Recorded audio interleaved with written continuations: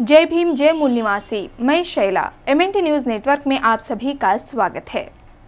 देखते हैं MNT news bulletin में कुछ विशेष खबरें। महाराष्ट्र में बीते 5 सालों में 14,034 किसानों ने आत्महत्या की है। इस तरह हर दिन औसतन 8 किसानों ने आत्महत्या की है। वास्तव में जून 2017 में राज्य सरकार द्वारा कर्ज माफी के लिए 34,000 करोड़ रुपए के ऐलान के बाद 45,000 से अधिक किसानों ने आत्महत्या की है। बिजनेस लाइव की रिपोर्ट के मुताबिक ये आंकड़े मुंबई के कार्यकर्ता जितेंद्र घड़गे द्वारा दायर RTI के जरिए महाराष्ट्र सरकार से प्राप्त हुए हैं। बीते 5 सालों में 14,034 किसानों ने आत्महत्या की। साथ ही किसानों की कर्ज माफी के लिए 34,000 करोड़ रुपए के आवंटन से भी किसानों को राहत नहीं मिली है। RTI से मिली जानकारी के अनुसार दिसंबर 2017 में राज्य के 1755 किसानों ने आत्महत्या की, जबकि 2018 में यह आंकड़ा 2761 रहा। इस तरह से देखा जाए तो कर्ज माफी के बावजूद हर दिन औसतन 8,000 किसानों ने आत्महत्या की है। रविवार को प्रधानमंत्री नरेंद्र मोदी द्वारा ट्विटर पर अपने नाम के साथ चौकीदार शब्द जोड़ने के बाद 2016 में लापता हुए छात्र नजीब अहमद की मां फातिमा नफीस ने उनसे पूछा है कि देश की सर्वोच्च एजेंसियां क्यों नजीब को ढूंढने में नाकाम रही। आपको बता दें कि रविवार को अपने आधिकारिक ट्विटर अकाउंट का नाम नरेंद्र मोदी से बदलकर चौकीदार नरेंद्र मोदी कर लिया है। इसके बाद भाजपा अध्यक्ष अमित शाह समेत तमाम दिग्गज पार्टी नेताओं ने अपने आधिकारिक ट्विटर अकाउंट पर अपने नाम के आगे चौकीदार शब्द जोड़ लिया है। इस बीच तकरीबन 2 साल से JNU के लापता छात्र नजीब अहमद की मां ने प्रधानमंत्री नरेंद्र मोदी से सवाल किया है कि अगर आप चौकीदार हैं तो मेरा बेटा कहां है। इसके साथ ही उन्होंने सवाल किया कि ABVP के गुंडे क्यों नहीं गिरफ्तार किए गए हैं और क्यों 3 बड़ी एजेंसियां मेरे बेटे को खोजने में असफल रही हैं।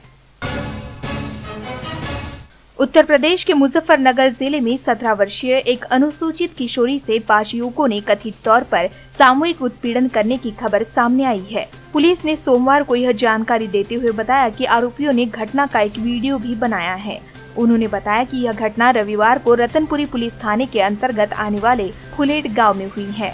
पीड़ित के भाई द्वारा दर्ज कराई गई शिकायत के अनुसार किशोरी पशुओं के लिए चारा लेने खेतों में गई थी, जहां आरोपियों ने उसे पकड़ लिया और उसके साथ सामूहिक दुष्कर्म कर उसका वीडियो बना लिया गया।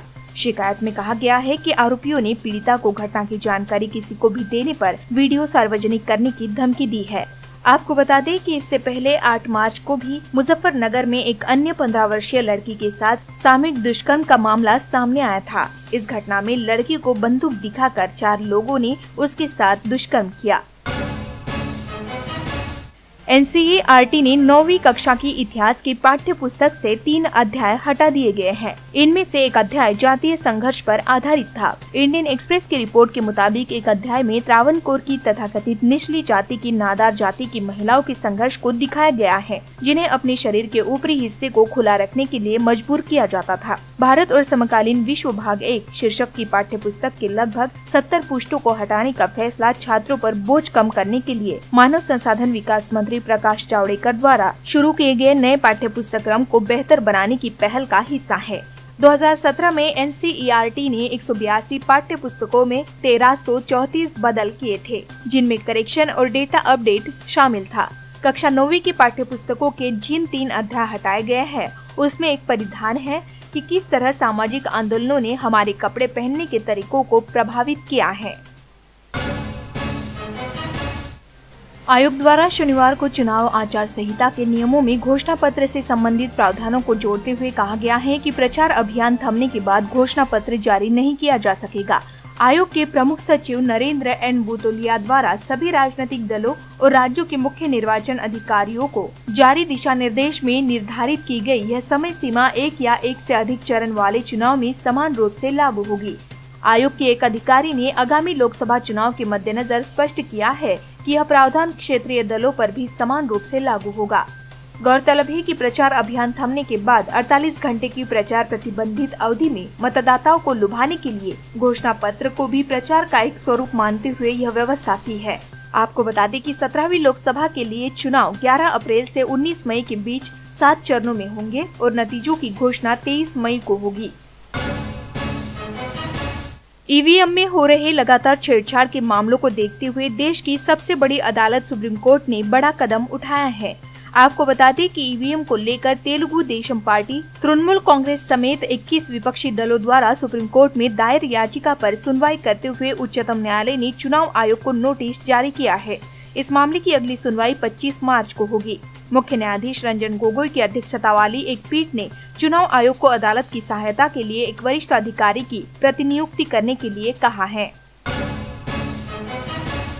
मुख्य चुनाव आयुक्त सुनील अरोड़ा ने कहा है कि धन के दुरुपयोग के चलते स्वतंत्र एवं निष्पक्ष चुनाव करना भारतीय लोकतंत्र की सबसे बड़ी चुनौतियों में से एक है। अरोड़ा ने चुनाव को लेकर कई विभागों की समिति की बैठक से कहा कि चुनाव आयोग इस संकट से निपटने के लिए प्रतिबद्ध है और उसने उम्मीदवारों एवं राजनीतिक दलों द्वारा चुनाव में खर्च की गई राशि पर नजर रखने के लिए विस्तृत दिशा निर्देश जारी किए हैं। अरोड़ा ने कहा कि पिछले कुछ समय में खर्च निगरानी तंत्र मजबूत हुआ है और हमारी प्रवर्तन टीमों ने बीते कई चुनावों में धन की लगातार बड़ी जब्ती की है। उन्होंने कहा कि धनबल के दुरुपयोग के चलते साफ सुथरा चुनाव करना हमारे लोकतंत्र की सबसे बड़ी चुनौती बन गया है, खासकर जब इसका उपयोग मतदाताओं को लुभाने के लिए किया जा रहा हो। मुख्य चुनाव आयुक्त सुनील अरोड़ा ने आगामी लोकसभा चुनाव में स्वतंत्र, निष्पक्ष और शांतिपूर्ण मतदान सुनिश्चित करने के लिए धनबल के इस्तेमाल को रोकने के लिए खर्च की सीमा का पालन सुनिश्चित करने का निर्देश दिया है। MNT न्यूज बुलेटिन में आज के लिए बस इतना ही। मूल निवासी बहुजनों से जुड़ी अन्य खबरों के लिए हमारे YouTube channel MNT news network को लाइक, शेयर और सब्सक्राइब जरूर करें। जय भीम, जय मूल निवासी।